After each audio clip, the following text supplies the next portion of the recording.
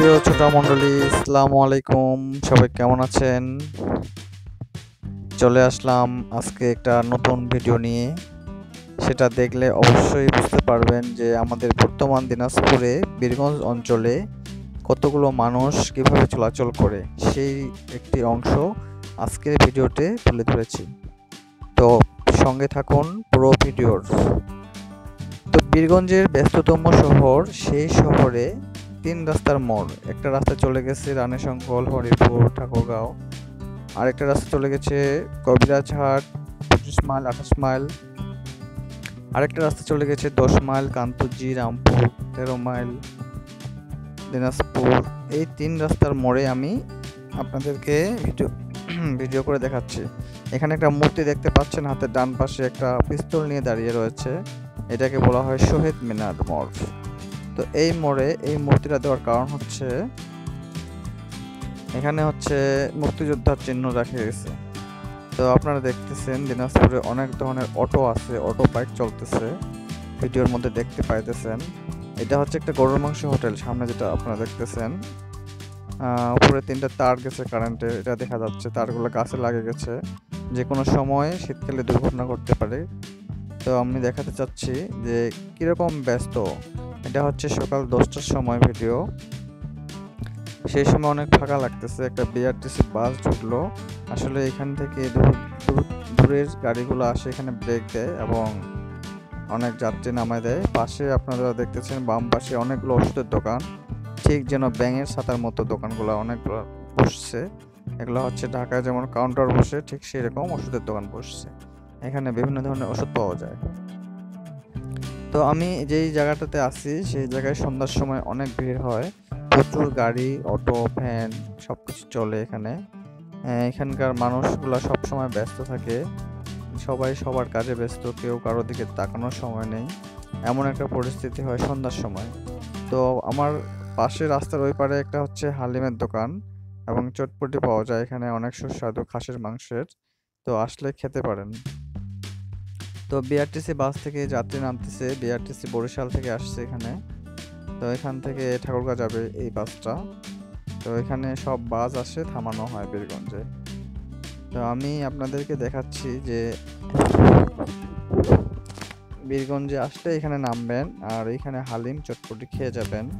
আর যদি রানীশঙ্কল, হরিপুর যান তাহলে ওই পাশের রাস্তাটা যেটা গেছে পশ্চিম পাশে, ওই দিক দিয়ে চলে যেতে পারেন। বীরগঞ্জের মধ্যে এটা হচ্ছে 3 রাস্তার মোড়।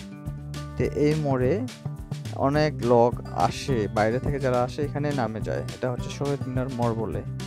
এই মোড় থেকে অনেকে অটো নিয়ে গন্তব্যস্থানে চলে যায়, কোনো মেহমান আত্মীয়র বাসায় চলে যেতে পারে। তো এখানেই আমার হাতের ডান পাশে হচ্ছে এই শহীদ মিনার দেখতে পাইতেছেন। আর বাম পাশে হচ্ছে অটো স্ট্যান্ড, যেখান থেকে আপনারা সামনে আবার বাস স্ট্যান্ড রয়েছে, যেখান থেকে দিনাজপুর, রংপুর, অন্যান্য যতগুলো জেলা আছে যেতে পারেন। তো আজকের ভিডিওতে এটাই দেখানোর চেষ্টা করলাম যে আপনারা বীরগঞ্জ শহরে এসে কি করবেন, কিভাবে নামবেন, কিভাবে যাবেন। এখানে 3-4টা গরুর মাংস হোটেল রয়েছে, যেগুলো সুস্বাদু অনেক। বাইরের ডিস্ট্রিক্ট থেকে যারা আসে এখানে খাওয়া দাওয়া করে। আর আপনারা এখানে আসে ওষুধ নিতে চাইলে এই যেগুলো ওষুধের দোকান দেখালাম, এখান থেকে যে কোনো ধরনের ওষুধ কিনতে পারেন সুলভ মূল্যে। তো আজকে আকাশটা অনেক সুন্দর রয়েছে, দেখতে পাচ্ছেন। আকাশ অনেক পরিষ্কার, রাতে বৃষ্টি হওয়ার কারণে আকাশে কোনো মেঘ জমে নেই, শুধু এমনি সাদা মেঘগুলো দেখা যাচ্ছে। অনেক সুন্দর লাগতেছে, যেন তুলার মতো। তো অনেক মানুষ হেঁটে হেঁটে যাচ্ছে, motorcycle, van, CNG, auto rickshaw, auto, এভাবেই মানুষ প্রতিদিন এইভাবেই দিন যাপন করে এবং ব্যস্ততার মধ্যে সময় কাটায়।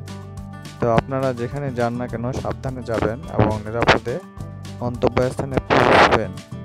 মলমপাটি থেকে সাবধান থাকবেন, কারণ হচ্ছে মলমপাটি অনেক জনকে আতর শুঙায়ে, চকলেট খাওয়ায়ে মানুষকে অজ্ঞান করে সব কিছু নিয়ে চলে যায়।